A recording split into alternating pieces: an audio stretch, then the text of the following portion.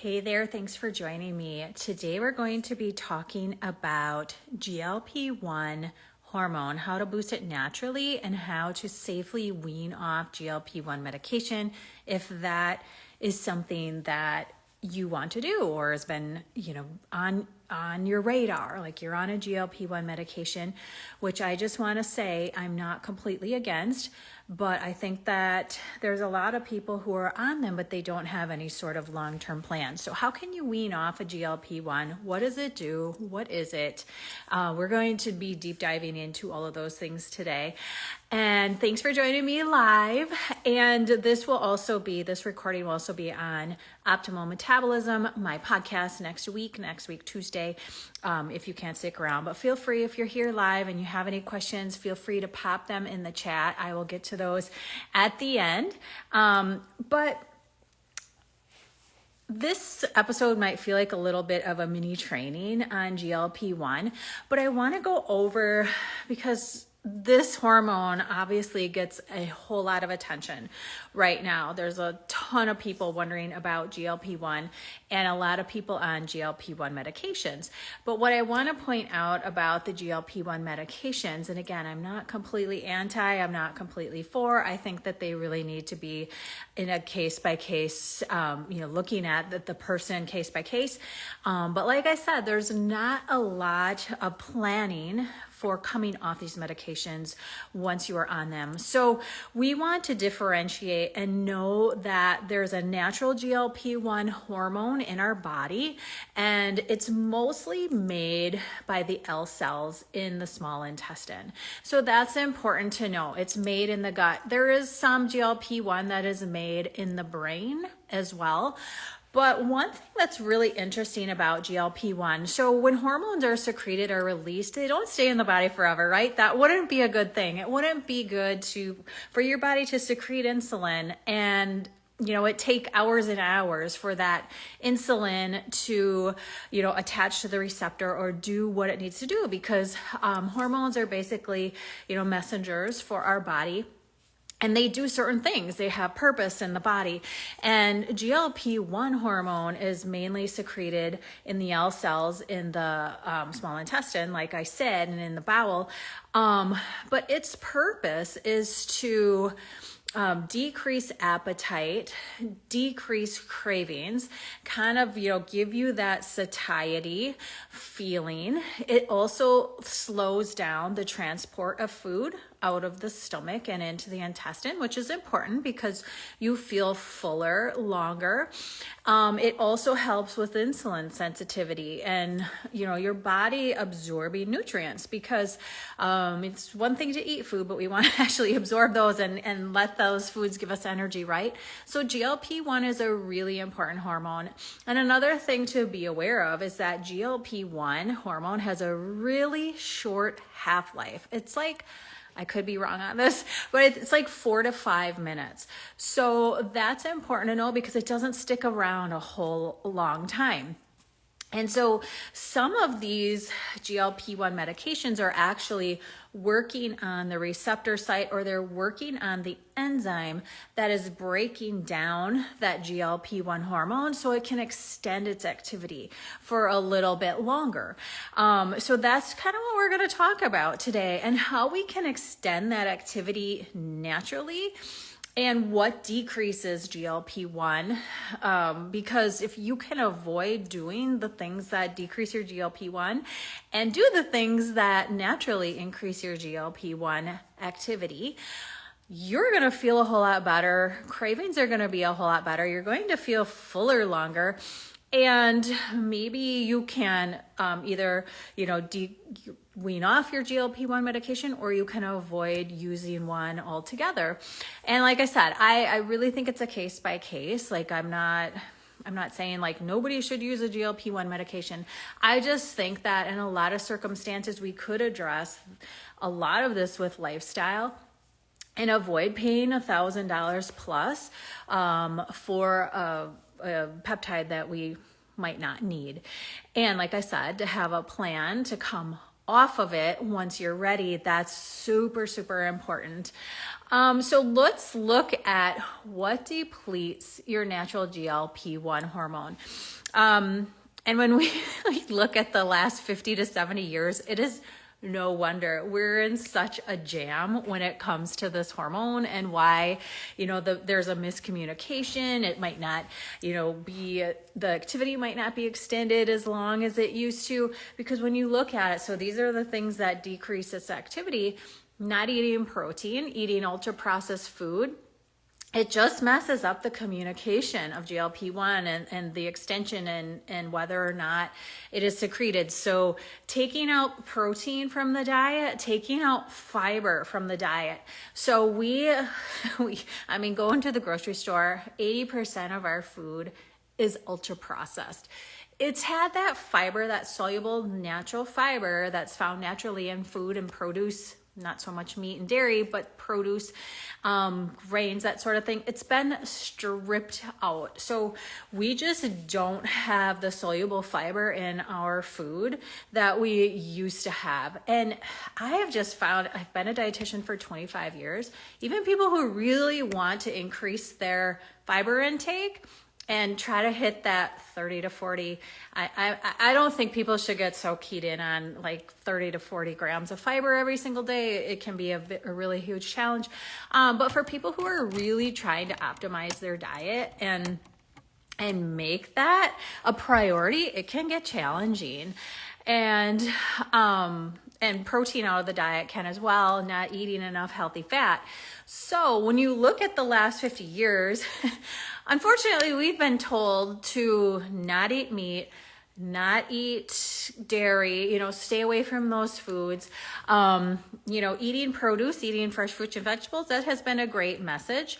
But again, we have replaced these, real natural foods for convenience in a lot of circumstances. So that's why our GLP-1 hormone is in trouble, and we're not, we're just not seeing the benefit from it, as we may have, if we weren't given these crappy guidelines. Another thing that extends the activity of GLP-1 is exercise, and in particular, moving after meals and moving after you eat. So if you were to go on even a 5 to 10 minute walk after you have a meal, you can extend the activity of that GLP-1 hormone naturally. Because remember, I said the half-life is really short. And so even extending the GLP-1 hormone activity for 3, 4, 5 minutes will make a difference with your appetite regulation and your cravings. And, maybe you're one of those people who just feels like, I need to eat chocolate after my meal, right? Like, I have to have sugar. And extending that GLP-1 activity in the brain, maybe, going for a walk instead of having your dessert, maybe you extend that activity enough that it shuts off that craving center. So all of these things really do help. And then, of course, getting our full night's sleep. Like, we need to go to bed earlier. I'm usually asleep by 10 if at all possible. Being asleep by 10 p.m. versus, staying up till midnight, 1, 2 a.m. And I know there's shift work. I know sometimes we can't get around this, but in general, if you can be in bed and asleep by 10 o'clock, our hormones reset so much better. We have more human growth hormones secreted. Our circadian clocks reset when they're supposed to. And so that just makes our entire hormonal network work better. And we have, like the GLP-1 activity is higher after meals. It's higher earlier in the day when we are supposed to be eating more. And so recognizing the circadian part of this and timing your whole lifestyle in a way that aligns with hormonal health is super important as well. So ultra processed foods, constant grazing, that's another thing that isn't really talked about a whole lot when it comes to GLP-1 activity. If we're constantly grazing, we're not allowing our body, 3, 4, 5, sometimes I even go 6 hours without without eating. We are just not allowing that GLP-1 activity to be longer.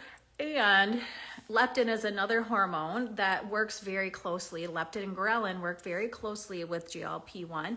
And if we're not letting our leptin reset, and that only happens when we're in bed early, we're not eating late, and we're allowing that 4 to 6 time frame, those hours, 4 to 6 hours, that time frame, that allows your leptin to reset. And that is important because leptin tells your body how much energy is stored in the body. It tells you it tells the body how much energy is stored in the muscle and how much energy is stored in the liver as well. That's so important because that is another big appetite regulator. Like everybody's just talking about GLP-1 right now, like, oh my gosh, it regulates my appetite. And yes, it plays a huge role in there, but leptin is also really important because that gives your brain of how much energy is stored on your body. And that's important because then the next day your body can recognize, like, I have too much body fat, or I have a ton of glucose jammed into my muscle and my liver. Like, I don't need to eat as much. So leptin will actually help to downregulate that appetite as well as the GLP-1. So poor sleep and bright lights at night, like right now I'm sitting in my living room in front of a big window. Like bright light during the day is great, especially outside, because the spectrum of light outside is very different than inside. Like if I went outside right now, it's a really sunny day, it's gonna be at least 10 times as bright as it is inside, even though I'm sitting by a bright sunny window. So bright light during the day, getting those circadian signals, avoiding the artificial light at night because that depletes hormones that again work very, very closely in conjunction with GLP-1. And of course, high stress is going to drive those sugar cravings, and it's going to deplete that GLP-1 hormone naturally as well. We already talked about the food timing, and that constant grazing and snacking is horrible for metabolic health in general, but it also really depletes the GLP-1 hormone. And then this is controversial, and I haven't seen the literature behind this. I'm waiting for this might be a problem, waiting for this to be a problem that needs to be addressed in the future. But GLP-1 medications are peptides. So basically like long strands of protein, right? But insulin is a peptide, and so is leptin. And in my experience as a dietitian and working with thousands of clients and patients over the course of my career, I've seen a lot of insulin resistance, right? Like I have specialized in that for the last 5 years or so. I've also seen a lot of leptin resistance, and that's a whole other topic, whether or not leptin resistance comes before insulin resistance. But resistance of these hormones, meaning that your cell receptors are not utilizing these hormones correctly, they're not uptaking, they're not attaching to the receptor site correctly, causes really big issues. So we've heard of insulin resistance, we've heard of leptin resistance. I wonder if in the future we may have trouble now that these medications and peptides are being so overutilized. Are we going to see GLP-1 resistance? I don't know. It remains to be seen, but it's something to think about, and something where increasing your GLP-1 activity naturally is not the same as injecting GLP-1 agonists that work more on the receptor site or the enzyme. So it's not the exact same thing. When you are on a GLP-1 medication, you're not actually getting the GLP-1 hormone. We can only make that innately. That's made in the gut, it's made in the brain. And so focusing on how to increase this hormone is really important, and it can keep you really healthy overall. It can keep your entire hormonal network working, and just like keep you away from the medication side of it.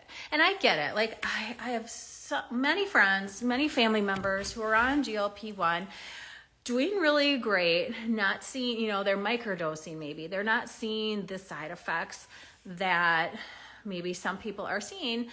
And again, if you're having a lot of success, great. If you're feeling good, great. If you are doing the things that help you to naturally increase GLP-1 activity, like eating a high protein diet, not grazing, only eating a couple times a day, working some intermittent fasting in there, going to bed early, strength training, and exercise, you are probably going to do way better long term than somebody who doesn't adapt these things. So even if you're on a GLP-1 and medication and it's working really well for you, you still want to be really adamant that you are doing the things that help to naturally increase the GLP-1 activity, because when you are ready to come off of it, and chances are people aren't going to stay on these things forever. Either your insurance company is going to stop paying for it, it's going to get too expensive overall, or you're going to have side effects that you just can't ignore anymore. Okay, so those are the things that deplete it. So it only makes sense the things that boost the GLP-1 are, paying attention to our circadian health and going outside, getting natural light exposure, going to the bed early, going to the bed at the same time, getting up at the same time. Light breaks during the day, because those light breaks, when you allow that full spectrum of sunlight into your eyes, whether or not it's daybreak, sunrise, midday, sunset, nightfall, those are all signals to your body to tell your organs systems, to tell your neurotransmitters, to tell your hormones what the heck to do. If I go outside right now, my body's like, oh my gosh, it's midday. It's so bright out. Like, my cortisol should still be high. My melatonin should not be high at all. It should be really low. And it tells the organ systems, when it tells your body to, secrete digestive juices and stomach acid. And once it gets dark, then your body's like, okay, no more digestion, kind of starts to slowly shut down digestion, brings that melatonin in, decreases cortisol, so we can rest and rest and repair and sleep very soundly, because we have melatonin available. Our melatonin's been secreted. So light breaks during the day, super, super important, just on all fronts, so that your body knows what the heck it should be doing. Getting your feet on the ground is also helpful. I'm in Wisconsin. I'm at the 44th latitude. I'm pretty high north. It's absolutely gorgeous outside right now, but winter's coming. And so I need to embrace darkness and cold. My body wants to know geometrically where I'm at too, because that tells my body what foods to expect, what, when I should be eating, how is it going to get dark earlier, what's available in my area as far as produce goes. And this is kind of a off topic, but it's really important. So getting your feet on the ground not only helps with reducing inflammation and, just overall helpful to the body, but it also, grounding also tells your brain and your body where you are located. And so that's another piece of information for your body as to what to expect for digestion and hormones and darkness, light, all of that. It's all super fascinating. But eating the high protein meals, bitter vegetables also help. So leafy greens, these are something that people don't really eat, but bitter vegetables, oh my gosh, I'm blanking on prebiotic vegetables also, like sauerkraut and yogurt and those types of things are all really important for digestive health. Morning sun exposure, like I talked about, reducing blue light, meal spacing, and removing snacks. Those are the things that help to boost GLP-1. So again, looking at the last 50 years, we know why our GLP-1 hormone is in such danger. It's because we've been eating crappy food. We've been told not to eat meat and protein and eggs and yogurt. And we have gotten, just away from going outside. We're a lot. We don't exercise as much. We aren't sleeping as well. We're staring at bright lights. We're looking at our phone. We're looking at our screens. We're watching movies. We're watching sports. I'm guilty of it sometimes myself.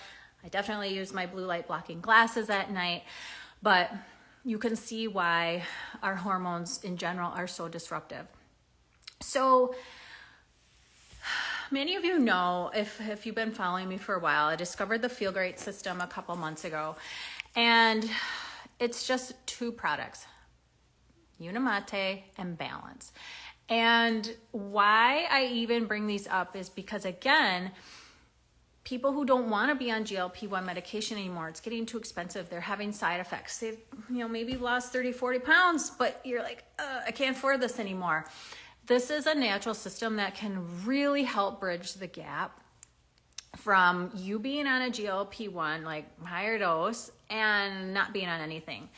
I would not recommend that you go cold turkey with just all of a sudden, I'm just not going to take my GLP-1. I'm just not going to get my injection. Like stopping cold turkey, I would definitely suggest that you wean down. I am not a doctor. This is not health information. I am not telling you to stop a GLP-1 medication. I'm just saying, with years and years of working with many, many people who are metabolically ill, this is for men also. It's not just for women. This is a really great way to get you off the GLP-1 and maintain the level of success that you're doing, because so the Unimate part of it is a concentrated yerba mate blend that helps to boost GLP-1 activity naturally. I was absolutely blown away with how this works. I've now lost 5 pounds of fat in the last couple of months, and I didn't even know I wanted to lose, but now that I have, I'm like, all right, I'll take it. And it helps to extend the GLP-1 hormone as well. So in clinical studies, yerba mate concentrate, this product was found to increase GLP-1 by 48%. That's crazy. You can look up the studies, 48% in a fasted state. And so it helps you to not eat as often. It helps boost that GLP-1 hormone. It helps to really increase your energy and focus. So there's that component, and then there's the balance part of it, which this is so, like I was talking about our food system being so crappy. The balance, this is a soluble fiber matrix. It's got 5 to 6, I can't remember if it's 5 or 6 different soluble fibers. It's not just psyllium husk like you would find if you were like, oh, I better just like use some Metamucil. That's soluble fiber. And yes, it is, but it's a crappy psyllium husk, low grade, really cheap fiber that might help a little bit. I'm not saying it's not going to help, but it's not going to be like balance. It's not going to have a big studied fiber matrix that cannot be this patented. It cannot be replicated. You won't find it anywhere else. But this balance has helped my gut balance and gut integrity. I've had trouble with bloating for 25 years, and I had a little bit of bloating from balance at first, I will admit that, because it's a lot of soluble fiber. It's like eating a ginormous salad and having some beans and legumes and all of those things, but it's just in a packaged form, and all you do is pop it into your drink. It gels really quickly. It's really, really interesting because it is soluble fiber, and soluble fiber expands in the gut. And so it helps you to stay full, and it also helps to absorb extra cholesterol and help regulate blood sugar. So balance, some people just do balance if they have like cholesterol issues or they have severe blood sugar issues, and it does help with that. But the system together, so the Unimate is helping to increase GLP-1 activity, taking away your cravings, extending fasting times, and helping with energy and focus, while the balance really works on the gut microbiome. If you have messed up gut bacteria, or you suspect you have leaky gut or any of that, this can be very, very helpful. And you want to take it. So I've now been at this for about 3 months, and I've had many clients trying the system as well. I give you my actual personal cell phone number when you join the system, because I want to be able to help you if you have any issues. But a lot of people are like, okay, Shanna, this balance is giving me diarrhea and now I'm bloated from it. And that's exactly what happened to me. I really think it cleans out your system. And then like the bloating, I feel like the more messed up your gut is, or the lower the bacteria that you need to digest fiber and break down fiber, the more that's lacking, the more trouble you're gonna have with this initially. But I've been telling the people who stick with it, and they're like, and I tell them, so okay, let's go down to a half a pack of Balance, see how you do with that. Or we go to a half a pack of Balance every other day. What you need to do, like I was incredibly bloated from this for about 2 weeks, and had to let my microbiome adjust to this amount of fiber. And so what you need to do is just let the gut bacteria slowly start to increase, the good healthy gut bacteria that helps with soluble fiber and digestion and keeping you full, and the blood sugar regulation and all of that, and the gut integrity. Work it in little by little, and over the course of 2 to 3 weeks, you get up to the full packet. You only take one Balance a day before your biggest meal. You drink it, it gels in water. You have to drink it pretty quickly. It's not something you're sipping on. The Unimate you're sipping on all day. 2 packets is what's suggested. And then the Balance you're just taking before your largest meal, because you want to take it before your largest meal or before a higher carbohydrate meal, because it helps to absorb and help your body to utilize that blood sugar better and to absorb any extra cholesterol as well. So it might take some getting used to, but it's so worth it. I just had one of my very first followers who tried the system, signed up, and she's like, I don't think I can do this, Shanna. I'm so bloated. So I had her go back down to a half a pack every other day. And she's now on her 3rd month. And she texted me yesterday and said, I've lost 1.5 pounds the last 2 weeks. I'm so glad I stuck with this. And she probably had some pretty severe dysbiosis, which was causing inflammation and really hindering her weight loss. So sometimes it's more of a gut dysbiosis thing, really messed up gut stuff that this helps to resolve. Sometimes it's more of a GLP-1 thing where like you really just, your GLP-1 hormone is just really low, or the activity is really fast and you need to extend it. So the system together is just beautiful because it increases the GLP-1 hormone, shuts down the cravings, shuts down the food noise in your brain, increases the energy and focus. And then the Balance part is working on the blood sugar regulation and the cholesterol and cleaning up the gut. So it's a really beautiful way. So that's the system, but I want to talk about how, if you are on a GLP-1 medication or one of these agonists, or you're thinking about it, whether it's a microdose or it's a full dose, how to come off of it. And I would encourage you to go to Optimal Metabolism, my podcast. Just a couple of weeks ago, I interviewed a couple, Brent and Tanya Vineyard, and Brent came off his insulin within a week, and collectively the two of them came off 10 medications, which is absolutely beautiful. But Brent came off some cardiac medications, he came off insulin, he came off diabetes medication. He saw 42 pounds or 40 pounds of weight loss. Tanya came off of migraine headaches because she was getting migraines due to blood sugar imbalance and insulin resistance, and gastric reflux medications that she was on long term, and she lost 22 pounds. And their daughter went from pre-diabetic to normal just with the Balance within a couple of months. So it's really potent stuff. But Brent was also, my whole point of talking about them, Brent was also on, I believe it was 2 GLP-1 medications. He was on Ozempic and Jardiance. Ozempic for sure, he discontinued. Can't remember the Jardiance if he's still taking. I think he said he's still taking that one because it does have implications for cardiovascular health as well, but he's hoping to wean off. He's down to only like 1 or 2 medications, came off at 7 or 8, and Tanya came off 3.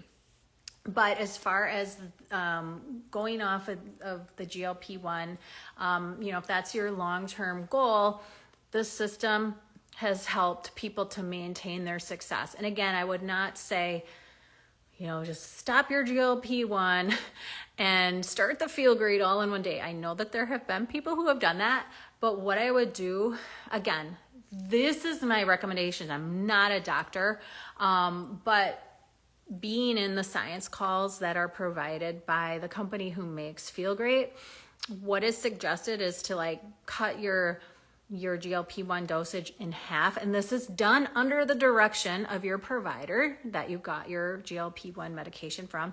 Cut it in half, start Feel Great. Do that for a month or so. Cut it in half again, see how you're doing, and gradually wean off of that GLP-1 medication. I would not recommend going cold turkey. And again, I'm not a doctor. This is not medical advice. This is just what I've seen from the Feel Great community.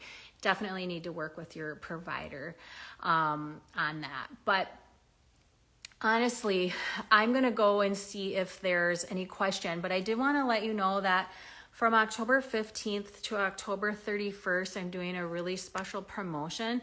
Anybody who's on the Feel Great system or wants to try it or is already on it, I'm offering Low Insulin Academy at 90% off, which is my academy to reverse prediabetes, PCOS, fatty liver, type 2 diabetes. Everything you need to know to reverse insulin resistance is inside the academy. So I'm offering that for 90% off if you try the Feel Great system in that time span, because I believe in it so much. I've 25 years registered dietitian. I've never ever promoted any kind of, these are nutraceuticals. I don't want to say they're supplements. They're supplements, but they're nutraceutical grade. There's studies behind them. You can find them in the PDR, which is your provider's desk reference. You can ask your doctor about them. Your doctor or provider can look it up and look at all the studies behind it. It's really, really awesome. What is on my eye right there? Sorry.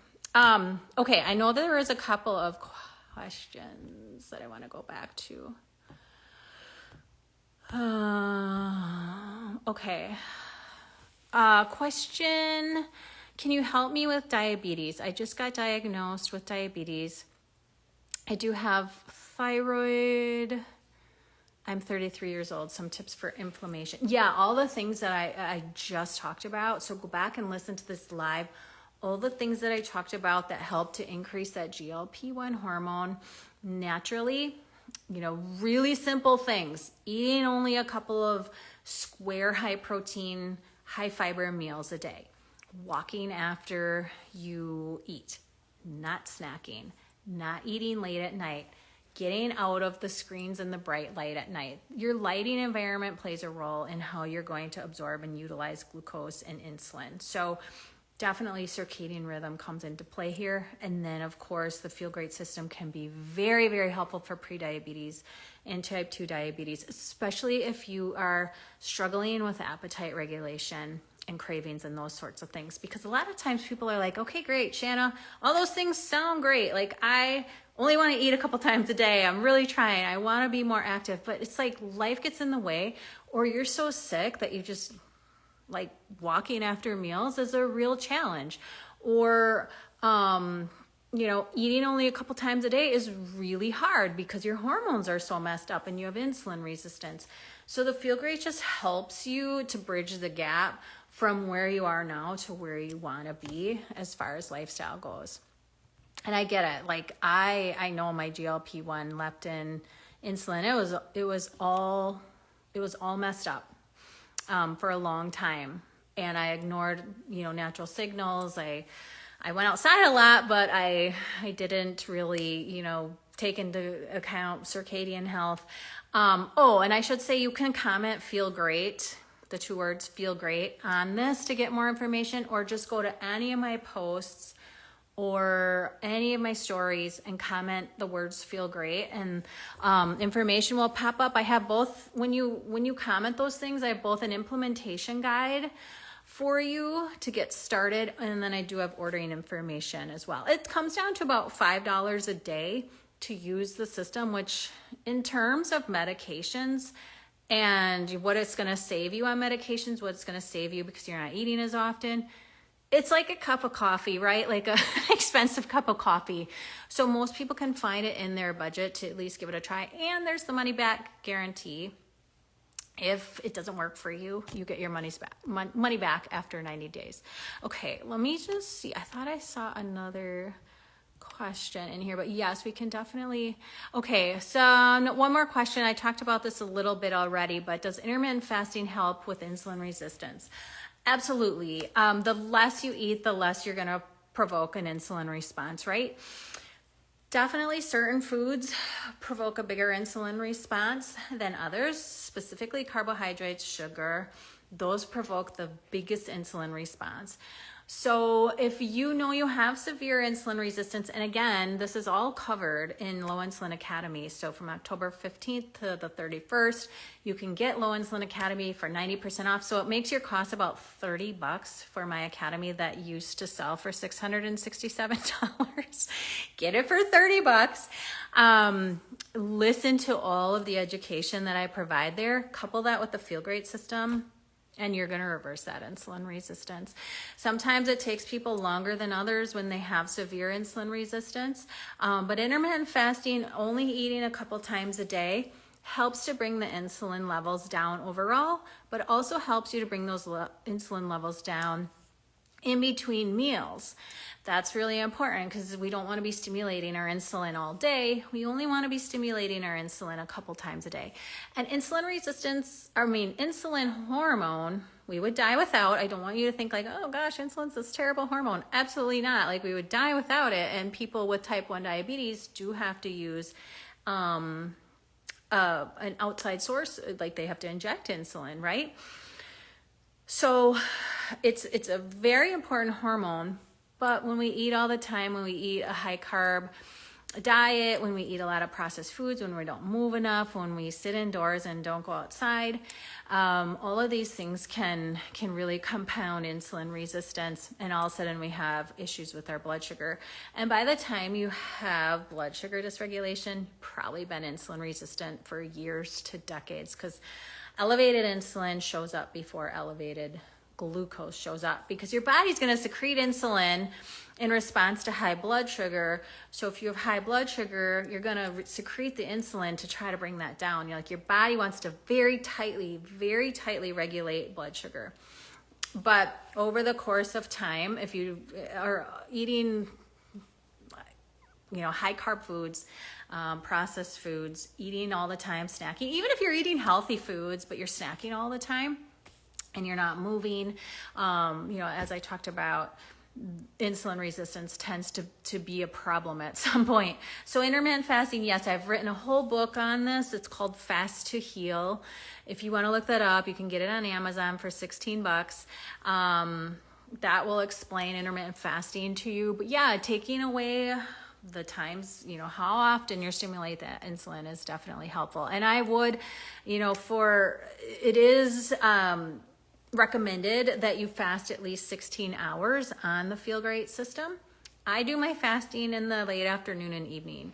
I like to eat breakfast earlier in the day and a late lunch. That's how I do my intermittent fasting. I typically fast from about 3-ish until about 7 or 8 the next morning. Works very, very well for me. That's more in circadian alignment with our circadian rhythms.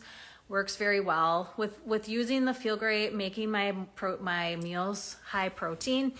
I don't even feel like I'm intermittent fasting anymore. Like, it's really easy for me to just not eat after 3 p.m.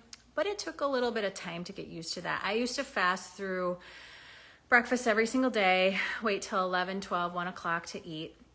It worked really well for a while, and then it backfired on me because I started to have high morning blood sugars due to high cortisol. I just did that too often, and found that this way of intermittent fasting works a lot better. Every once in a while, I'll still fast through breakfast, depending on my schedule, what I have going on. And that's okay. Like, just doing it once in a while does not wreck my hormones at all. But I really look at my appetite and fasting late afternoon to in the evening. And then, like, it improves my sleep because my body's not busy digesting food. It improves my sleep. It improves my blood sugar regulation. We're more insulin sensitive and glucose sensitive early in the day. So it makes more sense to eat earlier in the day and do more fasting late afternoon to evening. And of course, I know everybody's schedule's a little bit different. My kids are older. I can do that and it works really well for me. But I know that it can be a challenge for some people on their schedule, especially if you have some shift work. But that's where I can work with you individually, especially if you get signed up for Feel Great. You get access to me, my own personal phone number. And I do, one thing I didn't mention is I do monthly support meetings for anybody who's using Feel Great. And those are with me. The company gives you all kinds of education and all kinds of support. Their customer support is amazing. But I also, on my own, as somebody promoting this system, I do my own monthly support meetings as well. All right, excellent. Well, thank you for being here. And this, of course, will be on my Instagram page, and I'll release it as an episode in Optimal Metabolism as well next week. I hope you have the rest of your day is beautiful, and I'll be going live again soon. Thanks so much for joining me.